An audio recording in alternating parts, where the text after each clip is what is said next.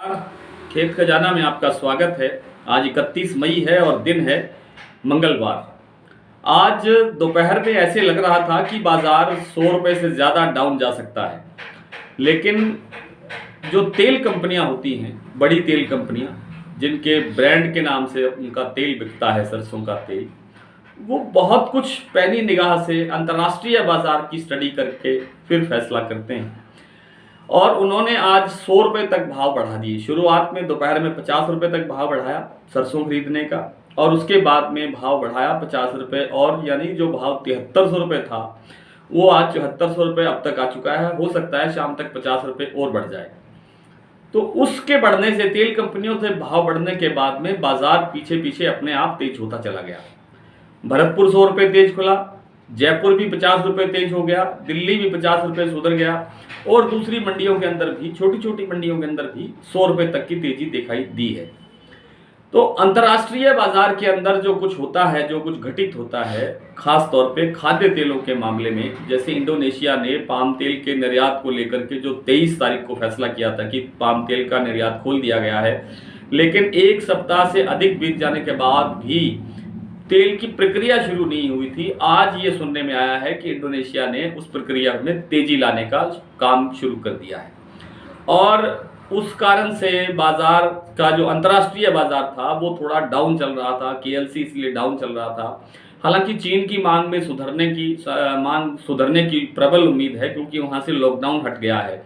तो जो Malaysia palm तेल का बड़ा उत्पादक है और निर्यातक है, जैसे इंडोनेशिया है वैसे ही, तो इन दोनों के पास अब ये दो ही देश बचे हुए हैं जो ये पाम तेल की उपलब्धता पूरे कई देशों को, पूरे विश्व को तो नहीं कह सकते, बहुत से देशों को ये उपलब्ध करवाते हैं। इंडोनेशिया ने बैन लगा दिया था, मलेशिया का अकेला रह गया आपूर्ति करने वाला, तो उसके पास तेल का उत्पादन तो ठीक ठाक था, लेकिन जो निर्यात है उसमें इतनी बढ़ोतरी हो गई कि स्टॉक कम हो गया। कुल मिलाकर के इन सब चीज़ों से, अंतर्राष्ट्रीय बाजार से, भारत का घरेलू जो खाद्य बाजार है, खाद्य तेलों का बाजार है, वो प्रभावित होता है। केंद्र सरकार ने 20 लाख टन सोया तेल और 20 लाख टन ही सूरजमुखी तेल के आयात को शुल्क मुक्त करने की जो घोषणा की थी, उसका प्रेशर भी बाजार पर बना हुआ है। अभी भी कुछ तेलों पर, जैसे सोया तेल पर और सूरजमुखी तेल पर तो सबसे ज़्यादा दिखाई दे रहा है, पाम तेल पर भी थोड़ा बहुत दिखाई दे रहा है, और इन सब का असर भी सरसों पर आता है। सरसों का तेल वैसे भी इन दिनों मांग कम रहती है। कुछ साथियों ने ये पूछा है कि गर्मी तो पिछले साल भी थी, गर्मी का कोई असर नहीं होता।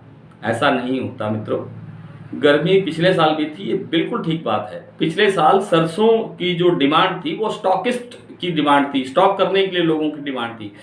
इस बार स्टॉक लिमिट लगी हुई है। पिछले साल इन दिनों में स्टॉक लिमिट नहीं थी, इस समय स्टॉक लिमिट लगी हुई है, और स्टॉक लिमिट को भी सरकार बहुत सख्ती से लागू कर रही है। इसलिए कोई स्टॉक नहीं कर रहा है। सारा का सारा जो सरसों है वो रिफाइंड बनने में जा रहा है या सरसों का तेल बनने में जा रहा है।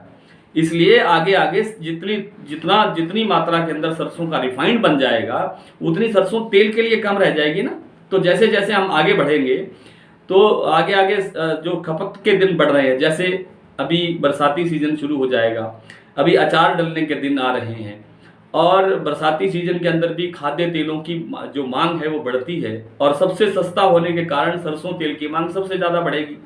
उसके बाद सर्दी का सीज़न शुरू होगा, उससे पहले त्योहारों का सीज़न शुरू होगा। इन सब सीज़न के अंदर हमारे पास सरसों की तेल की उपलब्धता कम हो जाएगी, इसलिए सरसों के भाव बढ़ेंगे। एक साथी ने ये पूछा है कि भाव 8000 रुपये तक कब होंगे। ये तो एग्जैक्ट तो कोई भी नहीं बता सकता, पूरा एकदम नाप तोल करके कि इस दिन और इस तारीख को हो जाएगा, लेकिन हो जाएगा, होगा ज़रूर। 8000 रुपये का भाव भी होगा।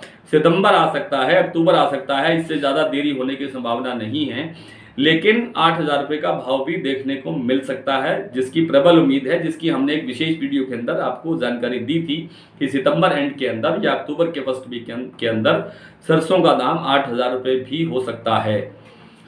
और अब जो थोड़ी बहुत गिरावट 1-2 दिनों में आपको देखने को मिली है, इस तरह से जो छोटी छोटी गिरावट है ये अभी भी और भी आती रहेगी बीच बीच में, लेकिन बाजार अधिक नहीं टूटेगा और बाजार थोड़ा थोड़ा करके प्लस की तरफ ही चलता हुआ दिखाई देगा।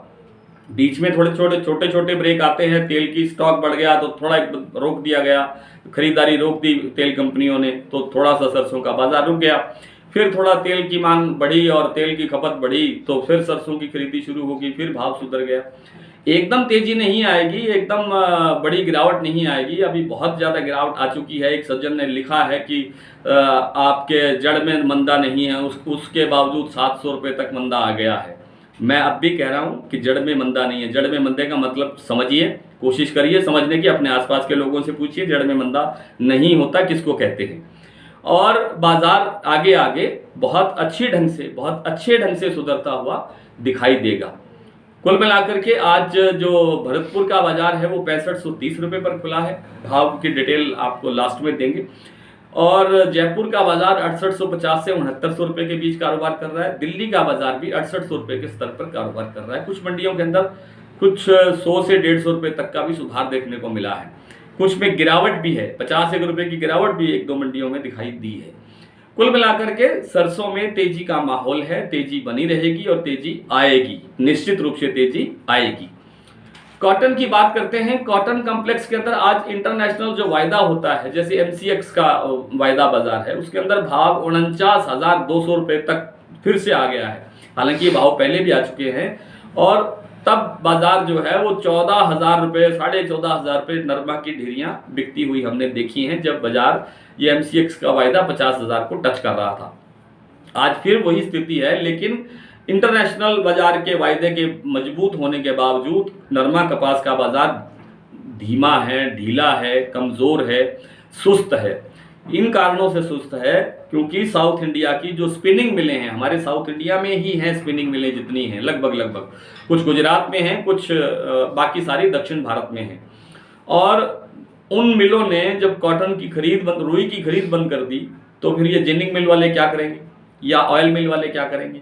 इनके पास भी काम धंधा नहीं है, बंद है।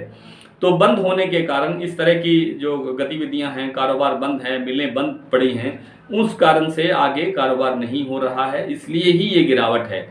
और विशेषज्ञों का, जानकारों का ये कहना है कि अब नरमा कपास के बाजार में दोबारा से 14,500 रुपये का, 14,000 रुपये का भाव की उम्मीद करना शायद कठिन है, शायद मुश्किल है, नहीं आ पाएगा। अब बाजार इससे थोड़ा सा और डाउन जाएगा, लेकिन डाउन जाने में वक्त लेगा। तो जिन लोगों ने अभी ऊंचे भाव का फ़ायदा नहीं उठाया है, वे फ़ायदा उठा सकते हैं। आइए कुछ मंडियों के भाव देखते हैं। सरसों का भाव आज भरतपुर का रहा 6530 रुपये, कल से 100 रुपये प्लस है। सलोनी 7300 था सुबह, अब 7400 रुपये है। जयपुर 6850 से 6900 के बीच कारोबार कर रहा है। दिल्ली 6800 रुपये, खेरली 6615 रुपये, कोटा 6500 रुपये, गंगानगर 6432 रुपये, हिंडौन 6611 रुपये, गंगापुर 6525 रुपये, हिसार 6500 रुपये, सिरसा 6200 रुपये, बूंदी 6300 रुपये, बारा 6155 रुपये, हापुड़ 6500 रुपये, अलवर 6650 रुपये, आदमपुर 6340, निवाई मंडी 6825, खैरथल 6550, ग्वालियर 6350, सुमेरपुर 6775। और नरमा आज आदमपुर में बिका है 11,902 रुपये, एलनाबाद में बिका है 11,300 रुपये और सिरसा में आज नरमा बिका है 11,400 रुपये। कल आपसे फिर इसी तरह से मुलाकात होगी, तब तक के लिए नमस्कार।